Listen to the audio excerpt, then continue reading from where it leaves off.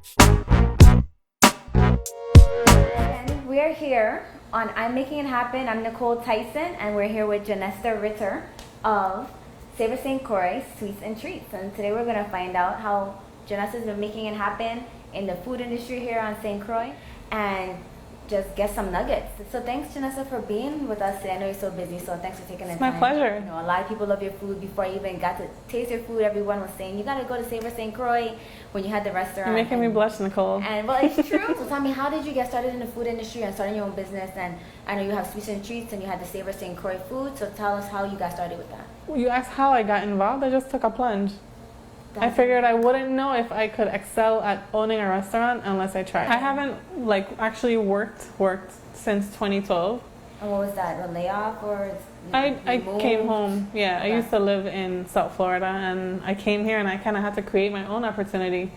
You know what the job market is like here, okay. So I. Well, it's awesome to know because a lot of people here is like, oh, they're leaving, but you created something out of your idea. So I don't have. I mean, this is home, so I could move anywhere if I wanted to. But I saw an opportunity to create something that did not exist. I have an online store and a subscription box.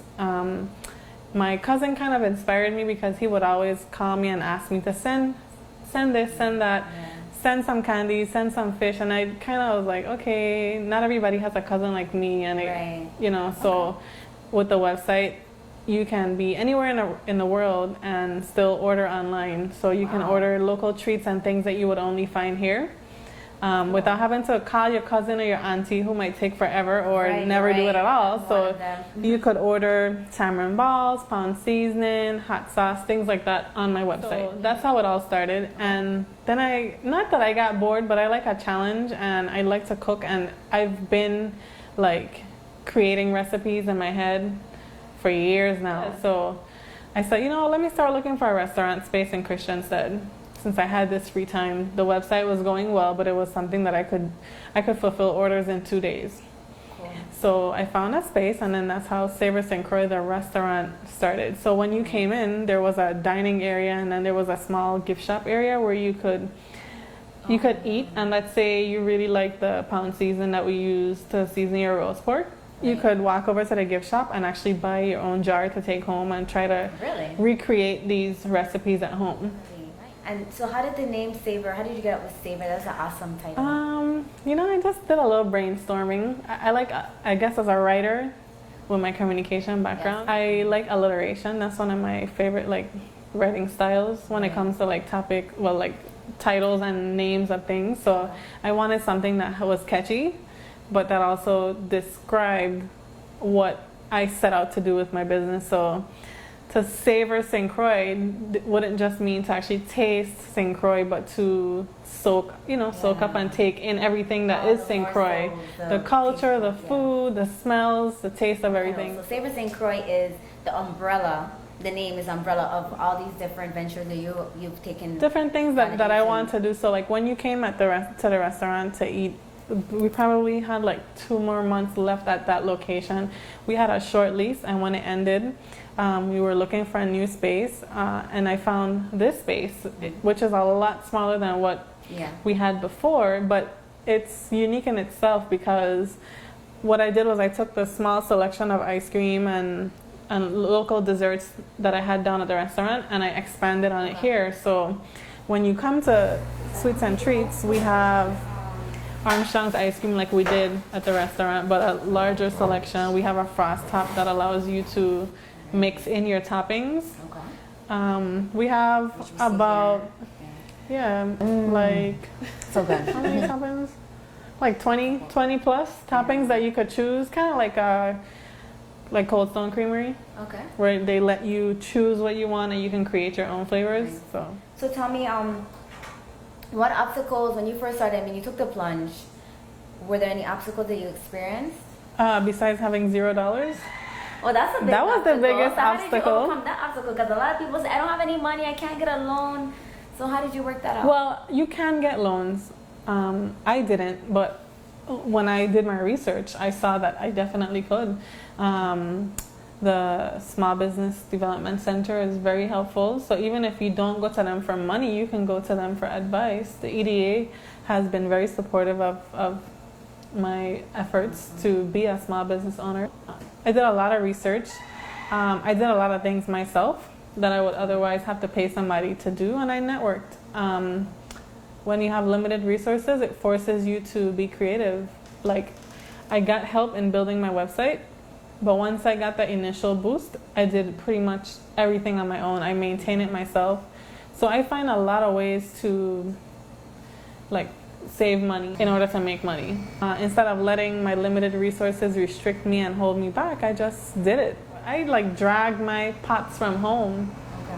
Okay. If you really saw what our kitchen was not fancy. And when I think back on what we had to work with and what we did and the people that we served and the smiles that we put on people's faces, it makes me feel good, because if I could do it with a stove that didn't have an actual oven and like little pots and no commercial equipment, it tells me that if I had the resources and I had this fancy Food Network kitchen, that I could make big things happen. You're still making big things happen. Well, you're still talking about the food, so yeah, I want you to get it back. And you're feeling at eating Christiansted now. Christiansted, St. Croix is not a lot, because a lot of places have closed. So I was really proud to find out that this was opening. We know that some other parts of this building has been occupied with locals starting businesses.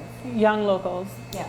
It's important to, I think, as a young person, a youngish person, to stress that young people are not afraid to take the plunge, I find. And I try to encourage other young locals to go for it. People come from all over the world, and some people have never even been here. They just Google it and then they come here and they open a business and it thrives. Exactly. So I feel like, as somebody who was born here, my parents, my grandparents, and their parents were born here, why can't I be successful like everybody else? Did you ever feel like, wow, did I take on too much?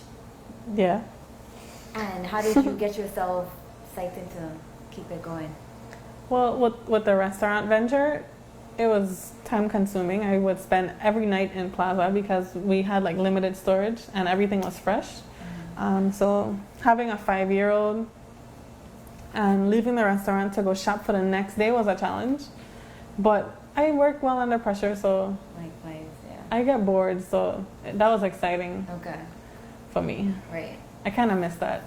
So maybe I'll give you what you want soon. Exactly. I'm looking forward to that. When did you feel like you were on the right path of achieving your goals? You know how Facebook reminds you that it's been a year since you did this? Yeah. So a couple of days ago, it like showed me when I posted, today's our grand opening. So that was a reminder of when I felt like the fact that I could even open my doors, knowing that I started with just being able to pay like your rent deposit and all that stuff on the space that I used to be in, that kind of showed me like, okay, I was able to achieve this goal. But once I started operating every day and serving, like when you brought in those people who were new to the island and you actually brought them there, I had some former NBA players, now NBA coaches eat there. The delegate to Congress came in. I felt like, okay, they're giving me a shot. When I knew that I could employ other young people, I felt like I did something. Okay. And then coming into this new space made me kind of feel good because it's been going well so far. So, and being able to wake up to orders, knowing that I could literally make money in my sleep. Nice. Kind of made me feel. That's a really cool one. Your website. Yes. That's the one that you're making money, regardless of wherever you are. It's not like I'm making $1 million in Cameron balls, but it's different than an establishment where you have overhead and things like that. Yes. But this is just people contacting you and you fill these orders and basically. Like I got a request today for a local Valentine's Day basket, and knowing that I could make somebody in Florida or somebody, like I sent a basket to a classmate in South Korea. Nice. And I was like, wow, okay, wow. She's far from home, but she's able to enjoy local treats because of me. That's really cool. I really like that idea. I guess that's I kind of made it in what I'm trying to do moment. So anything you want to share with the viewers in regards to pursuing the goals and being able to achieve it. Don't let anybody tell you that you can't do anything. If you want to create a shuttle service to the moon, go for it. The only way you'll figure out if you really can't get to the moon is by trying to get to the moon. So just do your thing. Having a good support system is a plus, but if it's not there, it's okay. You have to believe in yourself. For me, most of the people around me are not risk takers. They're supportive, but not necessarily the type that will just jump out and try something. And I am. So I have to kind of rely on myself to encourage myself. Like, you know what, let me try it. And that's just the main thing I think that can apply to any industry, to anybody. If you think you can sing, go and sing. Record an album in your car or in your closet. Yes. Somebody's going to listen, just like somebody's going to try the ice cream. That's how I feel. What's your website and any information you want the viewers to know so they can find you and get all your goodies? Okay. To experience paradise in a package, visit us at savorstcroix.com. That's SAVORSTCROIX.com. We're also on Facebook, Instagram, and Twitter.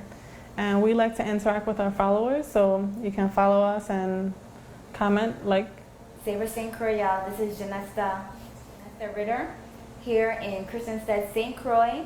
We're at Sweets and Treats. I just want to thank you so much and appreciate everything that you're doing and making happen here on St. Croix. Thank you. So guys, thank you for watching and stay tuned for the next big interview. I'm Jahnesta Ritter of Savor St. Croix Sweets and Treats. I'm making it happen. Are you?